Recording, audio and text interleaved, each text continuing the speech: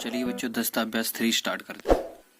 Number first देखिएगा, किसी परीक्षा में कक्षा के 15 शिक्षार्थियों के पूर्णांक 100 में से यानी कि इतने इतने दिए गए हैं, तो प्राप्त अंकों का समांतरवाद यानी कि एक कक्षा है, उनमें टोटल 15 शिक्षार्थी हैं, ठीक है। पूर्णांक है 100 का, उनमें से प्रत्येक शिक्षार्थी को इतने इतने अंक दिए गए हैं, तो उनका हमें समांतरवाद निकाल। चलिए देखते हैं कैसे निकालते हैं।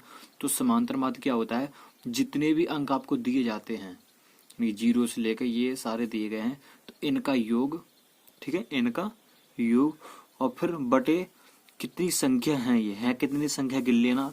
ये टोटल 15 संख्या, कितने 15 शिक्षार्थी, तो इनके योग में हम क्या करते हैं, 15 का दे देते भाग, क्या करते 15 का भाग दे देते, ठीक है। अब जब हम ऊपर की संख्याओं को जोड़ेंगे तो कितना होगा मेरा, जब हम ऊपर की संख्याओं को जोड़ेंगे तो मेरा हो जाएगा आपका 600। कितना होगा 600 बटे 15। तो 15 से काटेंगे, 15 एकम 15 और 15 चौको 60, एक 0 बचा, यहाँ पर रख दिया, तो कितना बचा 40 बटे 1 बराबर 40। ये हो गया आपका आंसर, ठीक है बच्चों। चलिए क्वेश्चन नंबर सेकंड देखते हैं। क्वेश्चन नंबर सेकंड देख लेते हैं। 10 बालिकाओं के भार किलोग्राम में इतने इतने हमें दिए गए हैं, ठीक है। तो 10 बालिका हैं यानी कि लड़कियां हैं, उनके वजन हमें किलोग्राम में दिए गए हैं, तो इनके भारों का हमारे समांतरवाद यानी ये कितने कितने वजन की हैं, जितने हमें वजन दिए गए इनके सभी का हमें समांतरवाद निकालना है, ठीक है। तो समांतरवाद क्या होता है, तो सभी अंकों का योग बटे अंकों की संख्या, तो यानी कि सारे अंक हमें दिए गए तो उनका हमने कर लिया योग।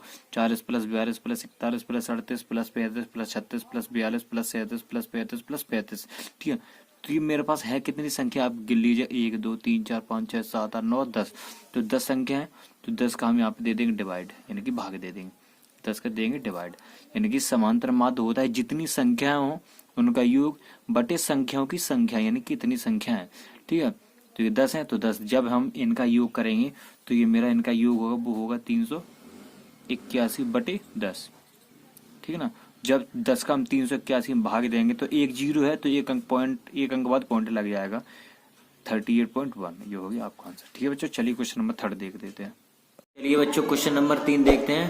तो क्वेश्चन नंबर 3 देखिए, निम्नलिखित सारणी में 50 शिक्षार्थियों का भार किलोग्राम में दिया हुआ है, उनके भार का समांतरवाद ज्ञात करना है। ये इनका भार दिया है, ये इनकी बारंबारता दी है, ठीक है। तो इसमें आपको क्या करना है, तो सबसे पहले भार को भार के रूप में लिख लेना है, ठीक है ना। तो भार को हमने मान दिया x और बारंबारता को भी लिख लेना है, ठीक है ना। तो बारंबारता को हमने मान लिया है f, ठीक है। अब f × x यानी इन दोनों का हम लोग करते हैं मल्टीप्लाई, ठीक है। तो इसलिए हमने लिख दिया f × x यानी कि बारंबारता गुणा भार, यानी कि दोनों का गुणा। अब देखिए इनका जब गुणा करेंगे, 4 × 40 160, 12 × 42 504, ठीक है ना, 18 × 43 534, 10 × 440 440 और 6 × 45 270, ठीक है। अब इसके बाद हम लोग क्या बोलते हैं, योग। तो इनका हम लोग योग करेंगे सारे का, तो जब इनका योग करेंगे तो बारंबारता का जब हम लोग योग करेंगे सिग्मा एफ, यानी कि एफ दिया तो सिग्मा का मतलब होता है योग और एफ यानी बारंबारता। जब इसका योग करेंगे तो 50, और जब इसका योग करेंगे तो सिग्मा एफ × एक्स यानी इन दोनों का गुणा यानी मल्टीप्लाई। तो इनका भी योग करेंगे, तो जब इनका योग करेंगे मल्टीप्लाई है तो ये आएगा 21 48, ठीक है। अब देखिए हमें निकालना क्या है, समांतरवाद। समांतरवाद के लिए होता है समांतरमाध्य बराबर sigma F × x upon sigma F, ठीक है ना। तो सिग्मा एफ एक्स यानी आप इसका मान रखना है sigma F × x. F × x का मान कितना है भाई, 21 48, कितना है 21 48, ठीक है। 21 48 बटा सिग्मा एफ का मान है 50, तो 50 रख देना है। जब हम इसको इससे डिवाइड करेंगे, जब पूरी तरह से डिवाइड हो जाएगा तो मेरा आंसर आएगा 42.96। ये हो गया मेरा आंसर, ठीक है बच्चों। चलिए बच्चों क्वेश्चन नंबर 4 देखते हैं। नंबर 4 देखते हैं, निम्नलिखित बारंबारता बंटन का समांतरवाद ज्ञात कीजिए। एक ऊंचाई दी गई है और ये उनकी बारंबारता दी गई है, ठीक है। तो इनको क्या, ऊंचाई और बारंबारता, इनका क्या हमें समांतरवाद निकालना है, ठीक है। चलिए देखिए कैसे निकालते हैं। तो सबसे पहले हमने एक सारणी बनाई है, तो आप लोग भी ऐसी सारणी बना लीजिएगा, ठीक है। तो पहली सारणी में हम लोग ऊंचाई लिखेंगे, यहाँ पे क्या लिखेंगे, ऊंचाई लिखेंगे, ठीक है। ऊंचाई, तो ऊंचाई मेरे पास जो भी दी गई वो ऊंचाई लिख लेंगे सारी, और फिर उसके बाद बारंबारता दी गई, यहाँ पे लिखेंगे बारंबारता, ठीक है ना, बारंबारता, ठीक है। इतना तो कर लेंगे। अब उसके बाद ऊंचाई मेरे पास ये दी गई, तो ये सारे अंक हम लोग लिख लेंगे। ऊंचाई में 142, ये सारे हम लोग लिख लेंगे। चलिए लिख लेते हैं। तो बच्चों जैसा कि ऊंचाई हमने सारी लिख ली है, ऊंचाई आप लोग देख लिए, ये ऊंचाई हमने लिख ली है, ठीक है। अब देख लिए बारंबारता भी हम आगे लिख लेते हैं। तो बच्चों हमने ऊंचाई लिख ली है, ऊंचाई के सामने जो जो अंक दिए हमने ऊंचाई में लिख दिए हैं, और बारंबारता के सामने जो जो अंक दिए हमने बारंबारता में लिख लिया, ठीक है। तो ऊंचाई को हम लोग हमें नहीं मालूम था, उनको हम x मान लेते हैं, और बारंबारता को हम लोग f मान लेते हैं, ठीक है ना। अब हम लोग आगे क्या करते हैं, तो इन दोनों का हम लोग मल्टीप्लाई करते हैं। क्या करते हैं, मल्टीप्लाई। देखिए कैसे करते हैं, तो x पहला दिया है x, फिर गुणा एफ, यानी कि x इंटू एफ। तो इसके आगे हम लोग सिग्मा और लगा लेते हैं, sigma F into x. Sigma का मतलब जोड़, यानी कि गुणा का जोड़ आगे हमें करना है। चलिए इनका हम देखिए x और f तो गुणा है ना, तो इनका हम लोग आपस में गुणा कर लेके लिख लेते हैं। तो बच्चे देखिएगा हमने इसका गुणा किया है, ये आया, मतलब इनके सारे की हम गुणा करके ये आ गया। जैसे 142.5 गुणा 3 यानी कि 427.5। तो ऐसे ही हमने सभी गुणा करके यहाँ पे लिख लिया। अब हम लोग क्या करते हैं, तो इसको हम लोग यहाँ से एक लाइन खींचते हैं ऐसे, ठीक है ना। लाइन खींचने के बाद यहाँ पे लिखेंगे योगफल, यानी कि इसका योग हमें करना है। तो ये है क्या, एफ यानी कि सिग्मा। तो सिग्मा लगा के हम लोग एफ लिखना है। सिग्मा का मतलब होता है योग, तो एफ यानी कि जब हम लोग इसका योग करेंगे तो इसका मेरा योग आएगा, तो इसका योग मेरा आएगा 27, ठीक है। तो इसका यानी कि सिग्मा x गुणा एफ, यानी कि ये जो है ना सिग्मा x गुणा एफ, तो इसका हम जब योग करेंगे तो इसका योग आएगा 3909.5, ठीक है ना। 3909.5 ये आएगा मेरा इसका योग। अब देखिए हमें क्या निकालना है, यानी कि समांतर माध्य निकालना है। तो समांतर माध्य का सूत्र होता है समांतर माध्य बराबर सिग्मा एफ गुणा एक्स बटे सिग्मा एफ, ठीक है ना। तो सिग्मा एफ गुणा एक्स का मान है मेरा 3909.5 बटे सिग्मा एफ का मान है मेरा 27। जब बच्चों में इसको पूरी तरह से डिवाइड करेंगे तो मेरा जो आंसर आएगा वो आएगा मेरा निकल के 144.79 या 144.8, यानी कि ये मतलब 8 से थोड़ा कम ही है, यानी 80 से थोड़ा ही तो कम है। तो इसमें 8 में या 39 में कुछ में भी जोड़ सकते हैं, ठीक है। ये अब हो गया आंसर, ठीक है बच्चों। चलिए बच्चों क्वेश्चन नंबर 5 देखते हैं। क्वेश्चन नंबर 5 देख लेते हैं। आंकड़ों का पाईग्राफ बनाइए। कुछ आंकड़े दिए गए हैं, इनका हमें पाईग्राफ बनाना है। जो पाईग्राफ होता है वो होता है मेरा 360 डिग्री का, ठीक है। तो चलिए देख लेते हैं पाईग्राफ होता क्या है।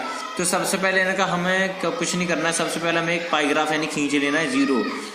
ये जो गोला हमने खींचा है ये कितने का होता है, ये मेरा होता है 360 डिग्री का। कितने होता है 360 डिग्री का होता है गोला। तो अब का हमें इनका एक एक करके यानी कि इनकी वैल्यू निकाल लेनी। कैसे निकालें, सबसे पहले मक्का की वैल्यू निकालेंगे। निकालने से पहले इनका टोटल योग हमें निकालना होगा, कुल योग हम लोग निकाल लेते हैं, ठीक है। तो इनका कुल योग निकालेंगे हम लोग। तो वो कैसे निकालेंगे, तो कुल योग हम लोग निकालेंगे 4 + 4, यानी इन सारे को जोड़ लेना है। तो कुल योग के लिए इन सभी को हमें जोड़ के निकाल लेना है। तो कुल योग आ गया मेरा 36, ठीक है। अब हम लोग मक्का की वैल्यू निकालते हैं। देखिए कैसे निकालते हैं। सबसे पहले मक्का की वैल्यू निकालेंगे। तो मक्का की वैल्यू है कितनी यहाँ पे 4, तो 4, तो इनका कुल योग कितना है 36। पूरा गोला मेरा कितने का होता है 360 का, गोला 360, ठीक है ना 360। तो 36 से 36 चला गया, 0 बचा, यहाँ पे ऐड हो जाएगा, मतलब हुआ 40 डिग्री, ठीक है ना। चलिए हो गया मेरा मक्का का, किसका, मक्का हो गया। अब निकालते हैं मटर का, किसका, मटर का हम निकाल लेते हैं। मटर का मेरा कितना है 4 बटे 36 गुणे 360। जब ये काटेंगे वैल्यू वही है तो बराबर 40 डिग्री ये भी निकल के आएगी, ठीक है ना। अब उसके बाद हम लोग निकालते हैं चना की वैल्यू, चना, ठीक है ना। तो चना का मेरा कितना दिया है 6 दिया गया है, तो 6 बटे टोटल योग दिया गया है 36 गुणा पूरा गोला होता है मेरा 360 का, तो 360। तो 36 से 36 चला गया, 0 बचा है मेरा, तो 0 ऊपर ऐड हो जाएगा यानी जुड़ जाएगा, तो हो गए 60 डिग्री, ठीक है ना। चलिए आगे देख लेते हैं। चना के बाद हमारा आ रहा है गेहूं, किसका आया, गेहूं। तो गेहूं का हम लोग निकालते हैं।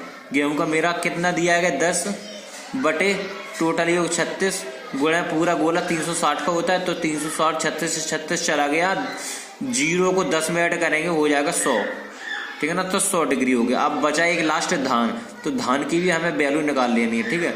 चलिए धान की वैल्यू निकालते हैं। धान का दिया गया है मेरा 12 बटे टोटल योग है मेरा 36, तो 36 में से 12 ही तो एक भाग है, तो टोटल में 36 आया, उसमें से ये सारे का हमने भाग दे दी, बचा 12 ऊपर हो गया, गुणा पूरा गोला होता है 360 का, ठीक है। तो 36 से 36 चला गया, 0 बचा, यहाँ पे ऐड हो जाएगा यानी कि 120।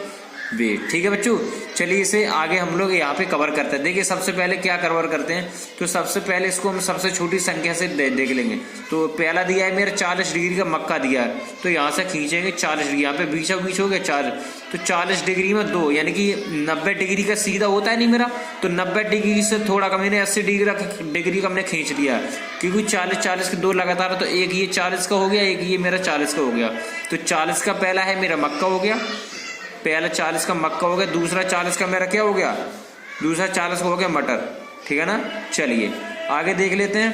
तो मटर के बाद आता है मेरा चना, चना है मेरा 60 डिग्री का, तो इसके बगल में हम लोग ले लेंगे 60 डिग्री। ठीक है, यहाँ पे ले लेंगे 60 डिग्री चना, चना मेरा 60 डिग्री है, तो 60 डिग्री हो गया चना। ठीक है ना, चलिए आगे देख लेते हैं। ये वाला चना के बाद आ गया गेहूं, गेहूं मेरा है 100 डिग्री का।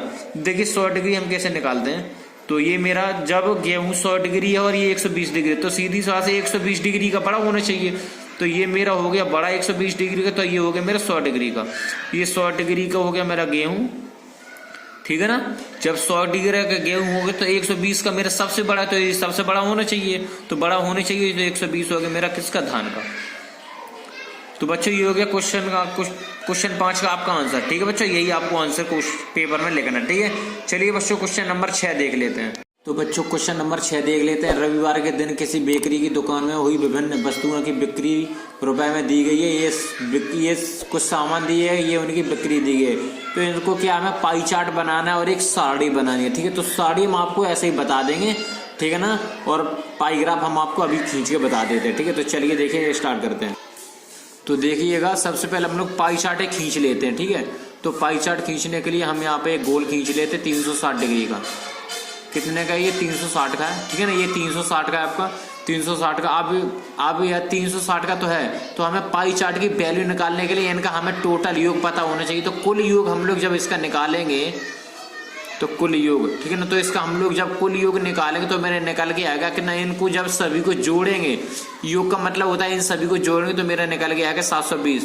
ठीक है, कितना निकल के आएगा, 720 निकल के आएगा। अब उसके बाद जब हम ब्रेड की वैल्यू निकालते हैं, वैल्यू कैसे निकालते हैं, सबसे पहले देखिए ब्रेड की वैल्यू है कितनी, 320, तो 320 कुल योग कितना है 720, तो 720 पूरा गोला कितना है 360 का, कितने का, 360 का, 360 का। ठीक है, 360, तो 0 से 0 कटा, और 36 दूनी 72, और 2 से जब 320 को काटेंगे, 2 और 16 160 बार कटेगा। ठीक, कितने बार कटेगा, 160 बार।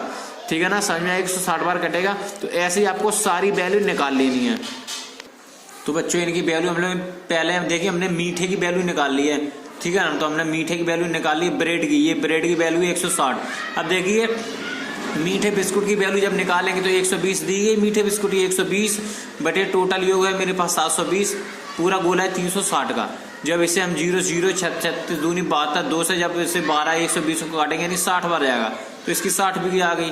और नमकीन बिस्कुट की कितनी है भाई, नमकीन बिस्कुट की 160, तो 160 बटे 720 गुणे 360। ये अभी समझ में तो आ ही रहा होगा कि हम क्या कर रहे हैं। ठीक है ना, तो ये काट के मेरा 80 निकल के आ गया, 80 डिग्री। ठीक है ना, 80 डिग्री आ गया। अब इसके बाद हम लोग पेस्टी का निकालते हैं, तो पेस्टी का मेरा कितना है 80, तो 80 बटे 720 गुणे 360।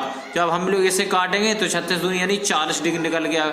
जब मेरा ये 40 हो गया तो ये मेरा कितना है भाई, 40 का आधा 20, तो ये मेरा 20 डिग्री आ गया। कितना, ये मेरा 20 डिग्री आ गया। ठीक है, चीज तो समझ में आ गया। तो चलिए इसको हम लोग एक डायग्राम के तौर पर समझते हैं। तो इसमें सबसे पहले हमें निकालना है किसका, ठीक है, चलिए देखते हैं। चलिए बच्चों इसको हम लोग चले जाते हैं। तो कुल योग यानी कि 720 था, तो ये ब्रेड का मेरा कितना निकल के आ गया 160, तो 160 की हम लोग वैल्यू यहाँ से खींचेंगे सीधा 160। ठीक है ना, ये हो गया मेरा 160, तो 160 मेरा हो गया किसका था, ये ब्रेड का। ठीक है ना, ये हो गया 160। अब उसके बाद हम लोग खींचते हैं ब्रेड के बाद मेरा किसका आया, मीठा बिस्कुट। मीठा बिस्कुट का कितना है 60, तो यहाँ से सीधा ऊपर ले जाएंगे 60 हो गया मीठा बिस्कुट। कितना हो गया 60 डिग्री मीठा बिस्कुट। ठीक है ना, चलिए हो गया। अब उसके बाद मेरा कितना है 80 मेरा किसका है, 80 है या 60 है, देखते हैं। तो इसे देखिएगा ये मेरा 60 ही है, क्योंकि ये 80 निकल गया, तो यहाँ से 80 यानी 60 से थोड़ा बड़ा होगा, तो 60 से थोड़ा बड़ा हो गया ये ना 80, तो ये 80 डिग्री का हो गया। क्या है, नमकीन बिस्कुट 80 डिग्री का है, तो नमकीन बिस्कुट हो गया। ठीक है ना, नमकीन बिस्कुट हो गया। अब क्या क्या है मेरा, पेस्ट्री और बची है, पेस्ट्री मेरी 40 डिग्री की है भाई, कितने की, 40 डिग्री की। तो 40 डिग्री हम लोग भाई पेस्ट्री निकालेंगे, तो 40 डिग्री की पेस्ट्री ये निकल के आ गई, 40 डिग्री पेस्ट्री, ठीक है ना। और बचा क्या मेरा, अन्न बचा, अन्न मेरा 20 डिग्री का हो गया, 20 डिग्री अन्न। अब भाई आपको ये डायग्राम गलत लग रहा होगा, भाई गलत हमने बनाया है। क्यों बनाया देखिएगा, क्योंकि ये जब हाथ से खींच रहे हैं ना तो एकदम क्लियर नहीं हो सकता है। जब पटरी प्रकार और चांदा से खींचेंगे एकदम फिक्स है, क्योंकि आपको दिख रहा है 160 का सबसे बड़ा है, उससे छोटा 60 का छोटा है, 20 का बड़ा हो गया नहीं। तो आप ऐसे भी अपने हिसाब से खींच सकते हैं, ठीक है, क्योंकि हमने बगैर पटरी प्रकार के खींचा है, ठीक है। चलिए बच्चों क्वेश्चन नंबर, ये चैप्टर आपका 3 हो गया पूरी तरह खत्म, ठीक है बच्चों। चलिए मिलते हैं क्वेश्चन नंबर 4 में।